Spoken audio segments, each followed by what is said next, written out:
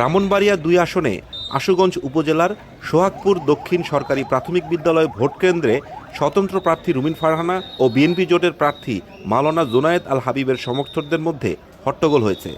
পরে যৌথ বাহিনী দুই প্রার্থীর সমর্থকদের ছত্রভঙ্গ করে দেয়।